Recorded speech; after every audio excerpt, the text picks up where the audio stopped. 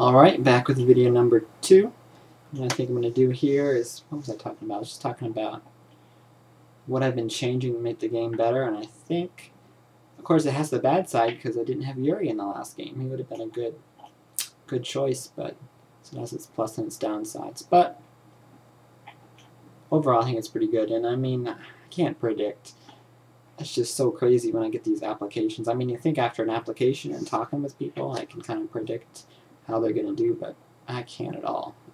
There's some relation, but I mean, there's people I think are going to do terrible, and they're, one of my best characters, and then I think there's people who are IMing me every day, saying, I'm so excited, I can't wait, here's my 5,000 ideas, and what I'm going to do, I'm going to spend 5 hours on it a day. And then they're like Izzy, who is, perhaps I should think before I say something untoward. Anyway, I was going to go by person and just say how amazing they all are and what they bring to the game. Let's start with Sarah. Sarah's doing pretty good. She almost idled out, but since then she's come back and doing a pretty good job, keeping up with things, sort of. I don't think we're gonna see anything more. She's doing okay. She's one of the crazy types, which I like, but if you're gonna be crazy, you need to bring it to the next level. You need to be crazy. You don't want to be boring crazy. That doesn't bring anything for anybody. I'd like to see her step it up a bit. She did something where she lied about Cassidy getting a positive Watcher investigation, which she was happy about, but don't really think that did anything. So that is Sarah for you. Of course, Vladimir is doing fantastic.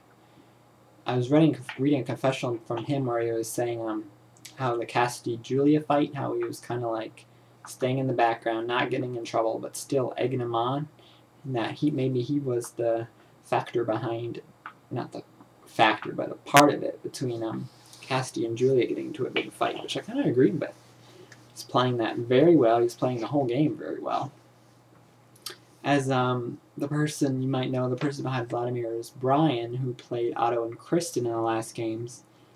And I kept thinking the last 2 games, what if Otto or Kristen was a spy? Wouldn't they be perfect? Wouldn't they just do great? And they would, and he did. He is great about getting out citizens without anybody really pointing fingers at him. That's fantastic. That's a great skill, Brian. You're very good at that. So now that he's putting it to good use as the #1 spy, it's good all around. It's doing very good. Very good. He has gotten a little bit of more suspicion lately, which is interesting because no spies have been getting suspicion and kind of getting bored. So hopefully some spies get some suspicion.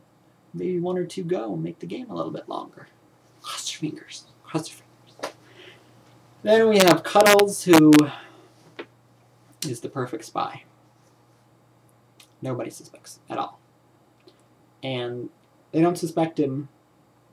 I mean, there's not like a role reason why they don't suspect him. There isn't a spy, had a big fight with him, didn't suspect him. There is no like defining thing that would make people just not suspect somebody, like a role or like how Chloe got Edristy was like, Chloe, you accused me, and then people thought Chloe was a spy. And with none of that, all by himself, all through his own power, Cuddles is the perfect spy. That's fantastic. He's a genius. David is doing great. Can he take it through the end game?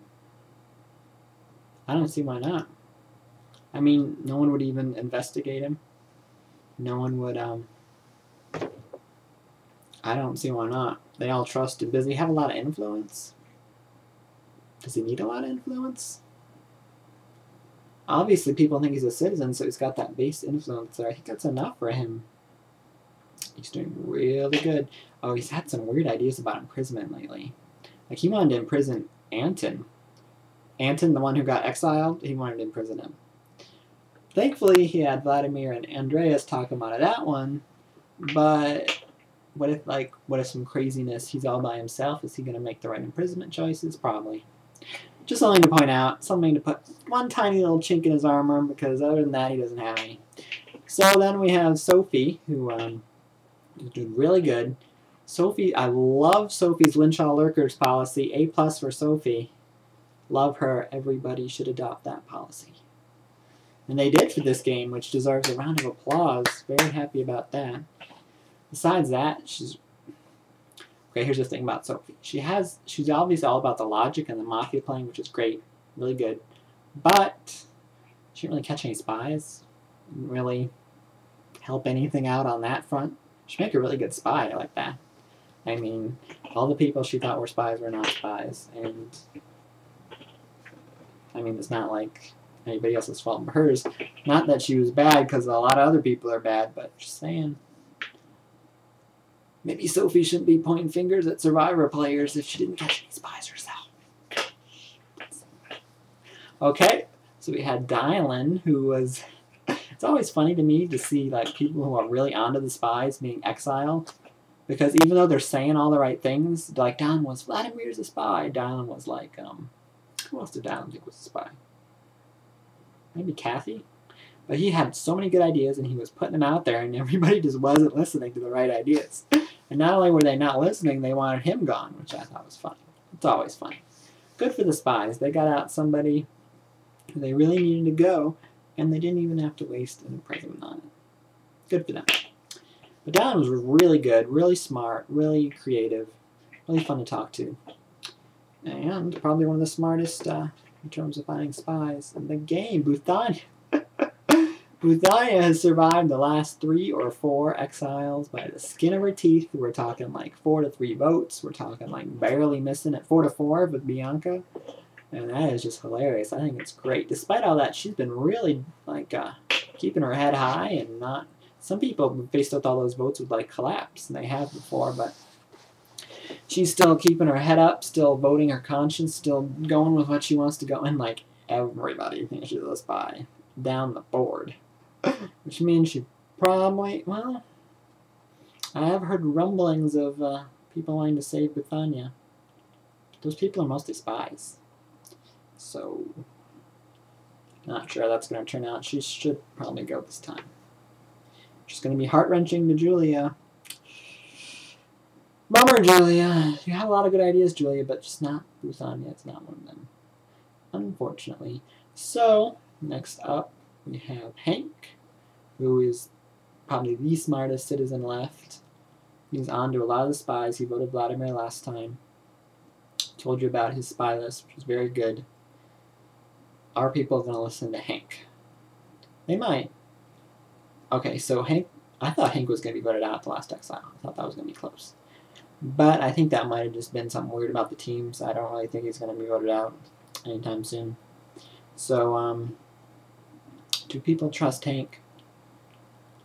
Time will tell. I do not know. I'll have to look around and see what's going on with him, because he's one of the smartest players left. He's getting frustrated because there's a bunch of dumbasses still around who, even if like Hank was speaking the gospel truth, would these people listen? Probably not.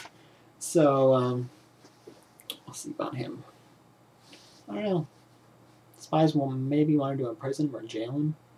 Is that a good idea? Should the spies be imprisoning the one person that threatens them? Well, it's been working for him before, you know. You can't say that all these other times it hasn't worked. So maybe they should. Maybe the citizens won't catch on. So then we have next up. Before next up, I am going to stop this video and go to part 3 to finish it out.